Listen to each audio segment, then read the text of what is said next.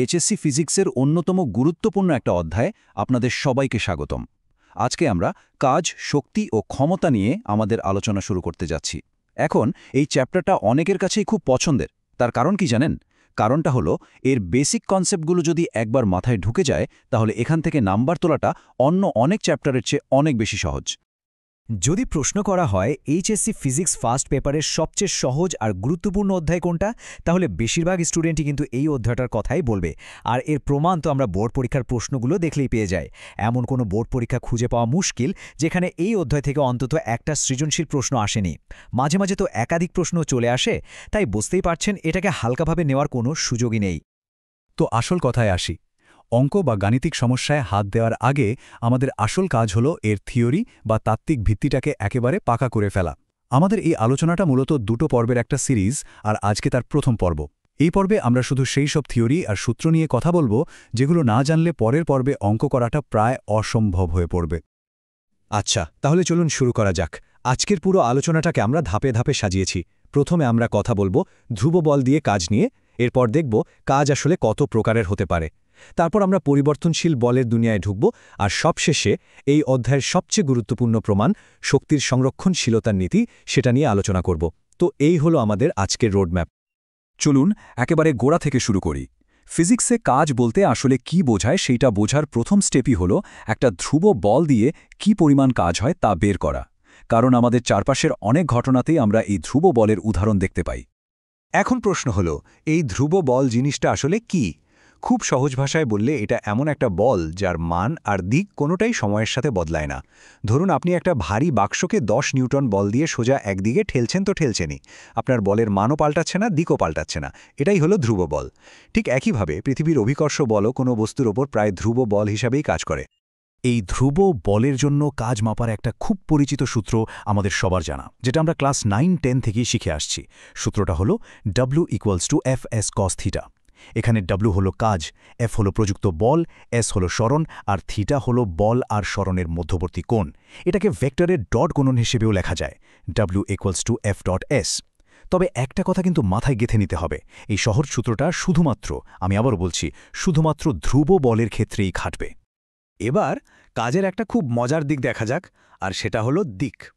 ভাবুন তো, যখন আপনি একটা বই টেবিল থেকে তুলে শেলফে রাখছেন, তখন একই সাথে দুটো কাজ হচ্ছে। পৃথিবীর অভিকর্ষ বল বইটাকে নিচের দিকে টানছে, কিন্তু আপনি বইটাকে সরাচ্ছেন ওপরের দিকে। বল আর সরণের দিক উল্টো, তাই অভিকর্ষ বল দ্বারা করা কাজটা হচ্ছে ঋণাত্মক। অন্যদিকে আপনি যে বল দিয়ে বইটা তুলছেন, সেই বল আর বইয়ের সরণ একই দিকে, তাই আপনার বল দ্বারা করা কাজটা হচ্ছে ধনাত্মক।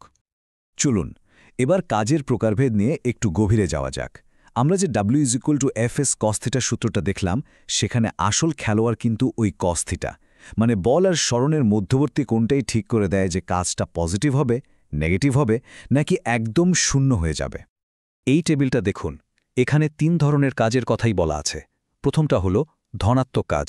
এটা তখন হয় যখন বলের একটা অংশ সরণের দিকেই থাকে, মানে কোণটা 0 থেকে 90 ডিগ্রির মধ্যে হয়। এই কাজটা বস্তুর গতি বাড়াতে সাহায্য করে। এরপর আসছে ঋণাত্মক কাজ, যখন বলটা সরণের উল্টো দিকে কাজ করে, যেমন ঘর্ষণ বল, তখন এই কাজ হয়। এটা বস্তুর গতিকে বাধা দেয়। আর সবচেয়ে মজার হলো শূন্য কাজ, যখন বল আর সরণের মধ্যবর্তী কোণ ঠিক 90 ডিগ্রি হয়, তখন কোনো কাজই হয় না। এর সবচেয়ে ক্লাসিক উদাহরণ হলো কেন্দ্রমুখী বল। একটা বস্তু যখন বৃত্তাকার পথে ঘোরে, তখন তার সরণ হয় স্পর্শক বরাবর, কিন্তু কেন্দ্রমুখী বল কাজ করে কেন্দ্রের দিকে। এদের মধ্যে কোণ 90 ডিগ্রি, তাই কেন্দ্রমুখী বল কোনো কাজ করে না। কিন্তু বাস্তব জীবন তো আর সবসময় এত সরল না, তাই না? সব বল তো আর ধ্রুব থাকে না। যেমন একটা স্প্রিংকে যখন আপনি টানেন বা চাপ দেন, তখন যত বেশি সরণ হয়, বলের মানও তত বাড়তে থাকে। তো এই রকম পরিবর্তনশীল বলের ক্ষেত্রে আমরা কাজ বের করব কিভাবে? এখান থেকেই আমাদের পরিবর্তনশীল বল দ্বারা কাজের ধারণাটা আসে। পরিবর্তনশীল বলের ক্ষেত্রে কাজ বের করতে আমাদের ক্যালকুলাসের একটা টুল ব্যবহার করতে হয়, যার নাম ইন্টিগ্রেশন। এই সূত্রটা দেখে ভয় পাওয়ার কিচ্ছু নেই। W=ইন্টিগ্রেশন f of x dx। এর সহজ মানে হল, কৃত কাজ হচ্ছে বল বনাম সরণ গ্রাফের নিচের ক্ষেত্রফলের সমান। অর্থাৎ প্রতি মুহূর্তে পরিবর্তন হওয়া ছোট ছোট কাজগুলোকে একসাথে যোগ করা। আমাদের যদি বলের একটা সমীকরণ জানা থাকে, তাহলে শুধু ইন্টিগ্রেট করলেই মোট কাজ বেরিয়ে আসবে। বেশ, এতক্ষণ তো আমরা কাজ নিয়ে অনেক কথা বললাম, কিন্তু আসল প্রশ্ন হলো, এই যে আমরা কাজ করছি এর ফলে বস্তুর মধ্যে আসলে কি পরিবর্তন হচ্ছে, কাজের শেষ পরিণতিটা কি? কাজ আসলে আর কিছুই না, এটা হলো শক্তি রূপান্তরের একটা প্রক্রিয়া। আর এই ধারণাটাই আমাদের ফিজিক্সের একটা অসাধারণ নীতির দিকে নিয়ে যায়। আর এই নীতিটাই হলো কাজ, শক্তি, উপপাদ্য। এটা খুব সহজ একটা কথা বলে, কোনো বস্তুর উপর যতগুলো বল কাজ করছে তাদের সবার করা মোট কাজের পরিমাণ হবে বস্তুটার গতিশক্তির পরিবর্তনের সমান, অর্থাৎ W total equals to delta KE। যদি মোট কাজ পজিটিভ হয় তাহলে গতিশক্তি বাড়বে, মানে বস্তুটার স্পিড বাড়বে, আর যদি মোট কাজ নেগেটিভ হয় তাহলে গতিশক্তি কমবে। কি দারুণ একটা সম্পর্ক, তাই না? এখন আমরা আমাদের আজকের আলোচনার একেবারে ক্লাইম্যাক্সে চলে এসেছি, শক্তির সংরক্ষণশীলতার নীতি। আমরা একটা খুব সাধারণ কিন্তু দারুণ উদাহরণ, মানে একটা মসৃণ ঘর্ষণহীন হেলানো তলের উদাহরণ দিয়ে প্রমাণ করব যে শক্তি আসলে কখনো হারিয়ে যায় না, শুধু এক রূপ থেকে আরেক রূপে বদলে যায়। বোর্ড পরীক্ষার জন্য এই প্রমাণটা কিন্তু খুবই গুরুত্বপূর্ণ। আমাদের প্ল্যানটা খুব সহজ। আমরা দেখাবো যে একটা ঘর্ষণহীন তল দিয়ে গড়িয়ে পড়া বস্তুর মোট যান্ত্রিক শক্তি, মানে এর বিভব শক্তি আর গতিশক্তির যোগফল, পথের প্রত্যেকটা বিন্দুতে একই থাকে। এটা প্রমাণ করার জন্য আমরা 3টা আলাদা আলাদা বিন্দুতে মোট শক্তি হিসাব করে দেখাব। প্রথমে ভাবুন সর্বোচ্চ বিন্দুটার কথা। এখানে বস্তুটি স্থির অবস্থা থেকে নামা শুরু করে, তাই এর বেগ হল 0। আর বেগ 0 মানে গতিশক্তিও 0। তাহলে এই বিন্দুতে বস্তুর সব শক্তি হল এর বিভব শক্তি। ভূমি থেকে এর উচ্চতা h হলে বিভব শক্তি হবে mgh।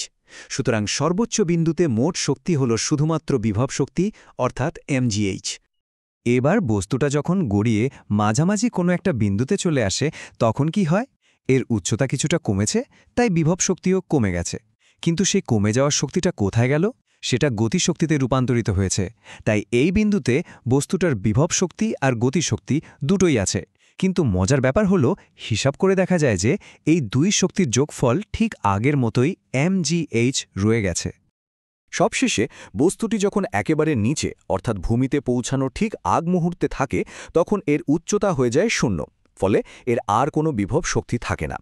একদম শুরুতে যে পরিমাণ বিভব শক্তি ছিল তার পুরোটাই এখন গতিশক্তিতে পরিণত হয়েছে, আর এই বিন্দুতে বস্তুটার বেগ থাকে সর্বোচ্চ। হিসাব করে দেখা যায় যে এই গতিশক্তির মানও ঠিক mgh। এভাবেই আমরা প্রমাণ করে ফেললাম যে পথের প্রতিটি বিন্দুতে মোট শক্তি অপরিবর্তিত থাকে। তো এই ছিল কাজ, শক্তি ও ক্ষমতা অধ্যায়ের থিওরি নিয়ে আমাদের বিস্তারিত আলোচনা। আমরা ধ্রুব বল থেকে শুরু করে পরিবর্তনশীল বল, কাজের প্রকারভেদ, কাজ শক্তি উপপাদ্য আর শক্তির সংরক্ষণশীলতার নীতি পর্যন্ত প্রত্যেকটা গুরুত্বপূর্ণ বিষয় কভার করেছি। আশা করি এই অধ্যায়ের থিওরি নিয়ে আপনাদের ভিত্তিটা এখন বেশ মজবুত হয়েছে। এই জ্ঞানকে পুঁজি করেই আমরা আমাদের সিরিজের দ্বিতীয় পর্বে এগিয়ে যাব। পরের পর্বে আমরা দেখব কিভাবে এই থিওরিগুলো ব্যবহার করে বোর্ড পরীক্ষার কঠিন কঠিন গাণিতিক সমস্যাগুলো খুব সহজে সমাধান করা যায়। সে পর্বটি দেখার জন্য তৈরি থাকুন।